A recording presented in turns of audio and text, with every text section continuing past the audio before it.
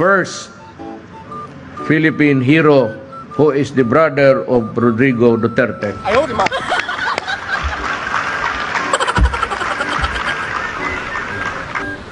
Kung pagsulti na ako, nga kung ako mudaog, himuon akong heroes sila Lapu-Lapu. Oh my God! Kita ko nga nung mas taas hanggang Magellan. Kunya, tanaw na ko sa unahan, dito po ko, ang iyang statue ni sa akong igsuon, mubo. Munang niingon siya sa Lapu-Lapu, tausog. Wala ko ipakialam kung tausog ba na o Bisaya. Basta pagkaibaw na ako, igsuon ako siya nga isog. Muna importante diha. So yun ako, himuon ako siyang, I will raise him to the standing of a hero. Kung sa'yo maghinumdum ko, karon niadto, nga kaluoy po sa akong igsuon nga gihimo malang isda. Ano yung Lapu-Lapu gihimo lang yung iskabitse o pinununan o sahay. Mahinumdum lang mong Lapu-Lapu. Kano sa amo mo mahinumdum ka Lapu-Lapu? Nga dalag babalikas. Kung kaong kag Lapu-Lapu o niya mabukog ka, mayo ka iyawa mo.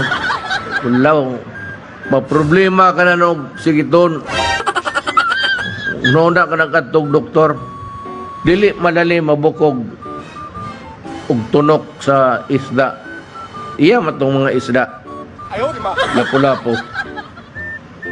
Pero tigas. Sumunay karon nalipay ko nga nanay iyang shrine. Ana man akong lawas po diha to. Manumot. Oh, dinod. Ay, tiguang naman ko. I'm 77. So, pila na ko katuig sa kalibutan. Kung na ako na itong 20, 21, 22. Tigas po. Dadapo kong sundang niya ito. Kay, mo lagi sulti nila. Sila may nagdaan ng istorya nga gitad-tad yun ni Lapu-Lapu si Magellan.